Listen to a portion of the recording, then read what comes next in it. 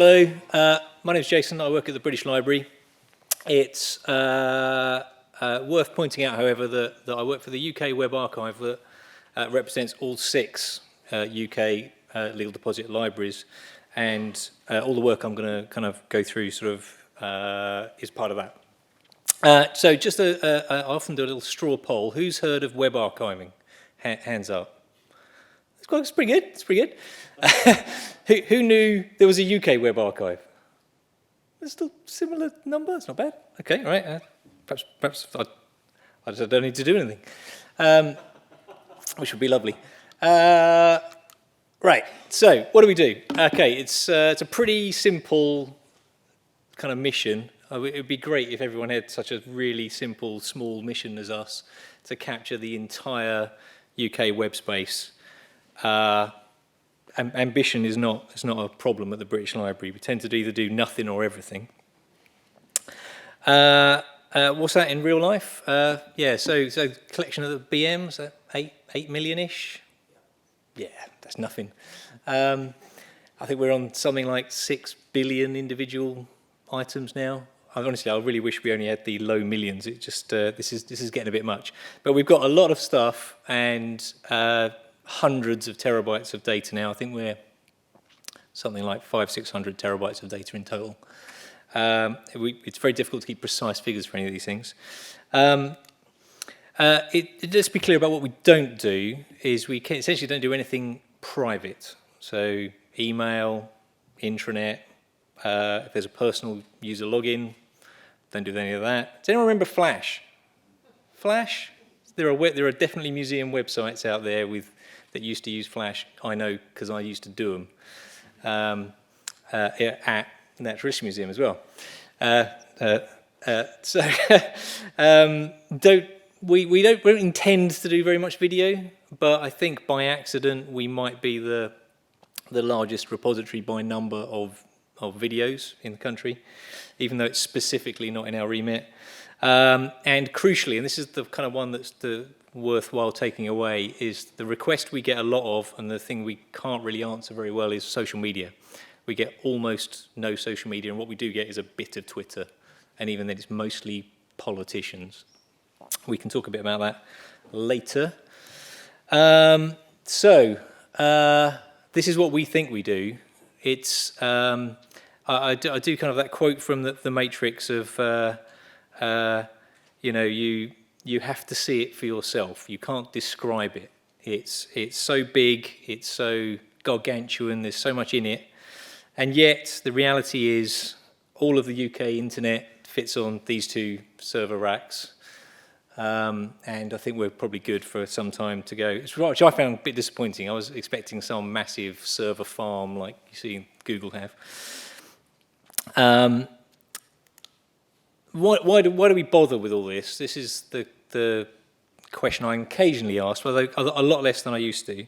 And it is not specifically Boris Johnson, but this is indicative of how ephemeral, how temporary a lot of websites are. So this is his candidacy website that only lived for, I think, 3 or 4 months when he was going to be mayor.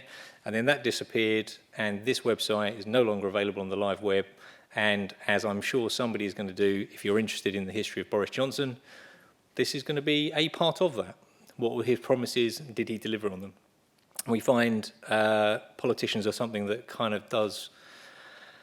Catching out politicians is something that kind of seems to be a recurring thing at the moment. If you're interested, this is the evolution of the British Library website, even going back to the early days when it wasn't even called the British Library website, it was called Portico. And this is a kind of interesting thing, and a point I would make to you is that if you have anything to do with making websites, including possible personal ones, and you change it in any way, let us know. We can save the old version. You can have an archive of what your website has looked like over time. And I think these things are kind of pretty interesting. Does anyone remember the 4th plinth in Trafalgar Square, the One Another projects? Anthony Gormley, he was very keen that we save a record of this kind of art installation. And it was 2,400 videos of 1 hour videos of a person who went on the plinth. And this, I think, might be the only place where these videos are still available. I think Sky Arts, we believe, lost them. Okay, the web disappears very, very quickly. At 2004, in 10 years, I think 4% of everything, of this slice of data that we used, was still there. And if you look at between 2016 and 2015 at this end, like half, pretty much, had changed or has disappeared. Websites really don't hang around. If we're not there to take them, they're going to disappear. So, yeah, is anyone interested in how we do it? Who wants to know how the magic happens? We send out bots, a bit like Google do. They download into a file called WARC, if anyone's interested in that. We're very unusual amongst web archives that we index the collection, so you can theoretically search every word of every website we've done. And then we get into the difficult kind of bit about playback. So how do we play back the information we've got so that it looks and feels how it did originally? And then if we're lucky, we get a bit of QA in, and sometimes we get to put some of these things on our publicly available. Most of our websites are only available in the reading rooms. So what do you get? And this is kind of, you don't always get exactly how it originally looked, although that is our aim. We aim to, it should look and work how it did originally. So this is a WordPress website that was very good, we wanted to capture. This is a screenshot I took of it off the live web. And until recently, most WordPress websites look like this when we captured it, which is not so great. We get all the words, we get all the pictures. What we didn't get is the style. Now, it's kind of interesting that we've updated our technology now, and this kind of website now does playback okay. This is the earliest BM website that I could find back in 2008. And yet, one thing you'll find notable about this is that we didn't get a great version of it. Again, we've got all the words, we've got all the pictures. It's really annoying, even the logo didn't come out very well. We did a better job with the more recent version of the British Museum. I've slightly picked out the fact that the video didn't come out. There's a slideshow where that bit is. All the images came through, but the video didn't. I'll come on to that in a second. Now, hands up who has anything to do with designing or making or managing websites. Right, a lot. Okay, there's some things you can do to help us archive your website. The first one is, and nobody's going to like this, which is don't use YouTube, Flickr, SlideShare, SoundCloud, because those services at some point are going to end, and we're not going to save what's on there. The annoying thing is put up the video and put it into the website, and we should be able to get it. If you have a database-driven site, this is quite important. Create a sitemap with URLs. That way we can get all the destinations of everything in that database. And robot docs text, anything that's going to be difficult. If you have a calendar page or what's on page, that's what we call a crawler trap. We don't want to get in then, so use that judiciously for those kind of pages. That would be really helpful. If you want more help on this kind of thing, please do get in touch. We can give some more guidance.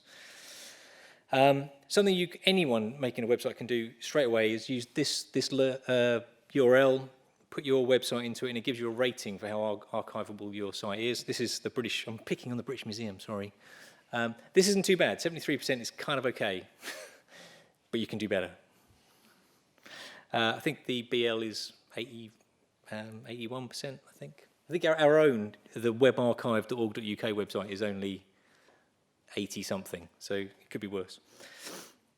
We're redeveloping our service. We're trying to make our service better as much as we can. We've got probably going to be relaunching our website in October, so have a look at that when it comes through, including our search. I'll skip this bit a little bit because I want to get through to a few things that you can do for us or with us. Right. Firstly, if you have a website, make sure that we've got it. Check whether we have it. Check that we've got a good copy of it. And if you haven't, nominate it. I mean, I'm happy if you want to email me, send something through Twitter, that's fine.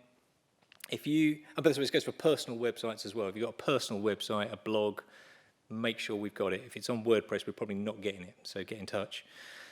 If you're in a subject area that you have lots of if you've got a folder somewhere that has a big long list of all the websites that you frequently go to and use in your research, you could be making a collection. We could put that in a collection and, again, get in touch. We can work with you on that. It's very simple to do. And if you do nothing else after today, I want to make sure, tell 5 people you know that the Web Archive exists, and here's where you can get it. That's it. I'm pretty much done. Feel free to grab me afterwards. Here's an email address. Enjoy. Happy archiving.